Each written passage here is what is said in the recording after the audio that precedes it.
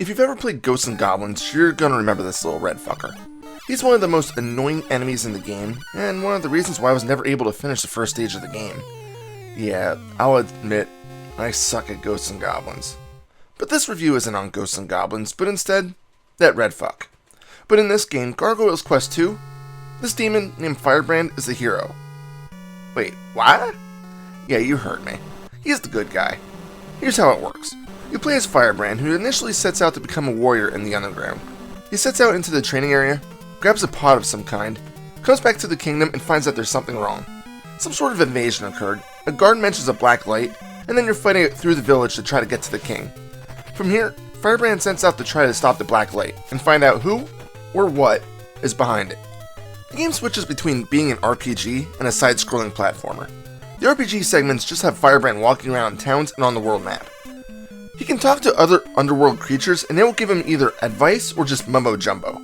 On occasion, they will also assist you by giving you an item or offering to switch files from Maelstrom, which are essentially lives.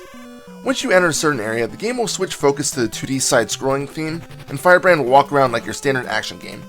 It all actually works well. There's not really much to talk about when it comes to RPG parts. They are only there to help progress the story and give you better equipment, but other than that, there's no danger to them. You can bring up a menu that shows your level, your items, and your magic, but none of it really switches anything, other than possibly using items on rare occasion. For the most part, they're just lookup tools. Magic is really just another word for your attacks in the platforming segments. So let's just move on to those. When you enter a zone, typically a crossover between map areas, you'll have to cross the area. Some areas focus mainly on the action, and others are more like a puzzler, in which you'll have to navigate areas that have a lot of environmental hazards, like fire and spikes. You do have a small life bar that can be increased in certain points of the game, and the game is not anywhere close to the difficulty of Ghosts and Goblins. You start with only 3 hearts, and I finished the game with 7. It may sound like a lot, but many enemies start doing 2 points of damage near the end of the game, so you will need them. Even so, the game isn't too difficult, and there's a few reasons for this. For one, enemies are extremely predictable. You can see them from a mile away, and you can typically destroy them before they even pose a threat. Even bosses, although they take quite a few hits, have only 1 or 2 attacks, other than their bodies themselves. Simple. Second, Firebrand moves incredibly slowly. In fact, I feel he moves a bit too slow. But even so, he's not the only one, as the enemies are equally as slow. The game is strange because the RPG segments are very quick. Firebrand moves like 100 miles an hour. Yeah, in these action segments, Firebrand moves like he has 2 broken legs.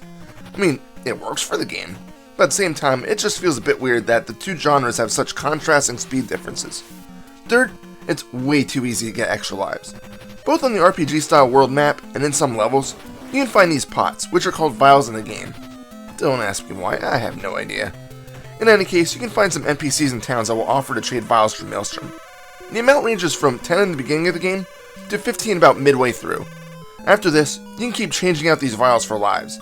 In addition, there are some encounters that can be repeated.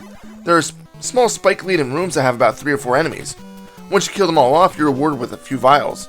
You can keep repeating this, which means that if you do enough grinding, you can get a ton of lives.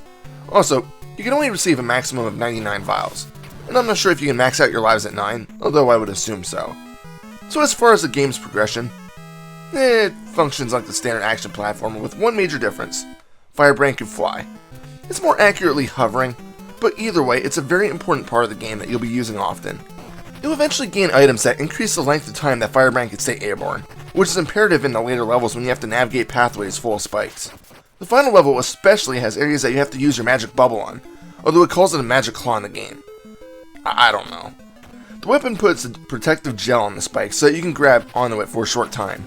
There's also tornadoes that you can shoot that you can use as makeshift platforms, kind of like Mega Man's Item 1.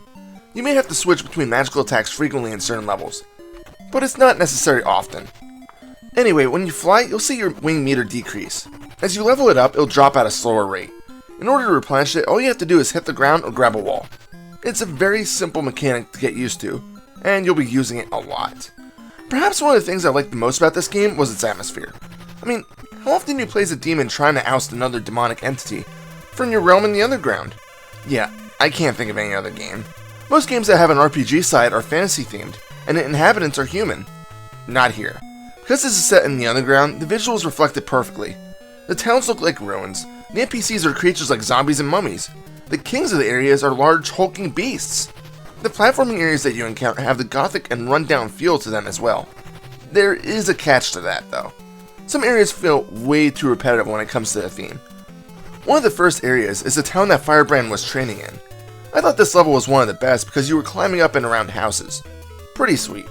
But many of the levels show a barren, mountainous zone. It's boring compared to the village, and sadly, this is what seems to take place in the majority of the levels. Don't get me wrong, there's some other fun areas like the pyramid-like areas and the final castle stages, but other than that, the levels themselves can be kind of boring. In addition, some of them are lengthy, and some of them not so much. I already mentioned the optional enemy encounters.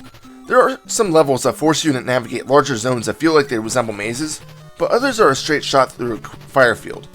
And there's no warp spell, so in the few times that you need to backtrack, you'll have to fly across these fields again. I feel that this was a horrible design choice. Why make me play the same level twice, just mirrored, when you could have did something different? Could have had something, or maybe even I could have skipped the whole stage entirely. Just my useless 2 cents. The music is fantastic. Most of it is upbeat, and although you wouldn't expect it to work in a game like this, it surprisingly does. Then again, the game was made by Capcom, so I guess I can't be too shocked. Again, some of the music does repeat, but I never found it to get on my nerves. That's really all I have for Gargoyle's Quest 2. It's a short game, clocking in about 2 to 3 hours, so it's easily a game you can knock out in a day if you wanted to. And since the game isn't too difficult, yet fun, you probably could. This one is definitely worth a playthrough. The mix of RPG and action flow together well. Just keep in mind that it is in no way a perfect game. It's a bit on the slow-moving side, passwords are a bit infrequent, and there are too many damn houses that are empty. I mean seriously, why leave your doors open if the occupants aren't home? Isn't there any crime in the underworld? I don't know where that came from. Final score? 8 out of 10. This is Reaper. Check me out on Facebook, facebook.com/ReapersReviews. Happy fragging.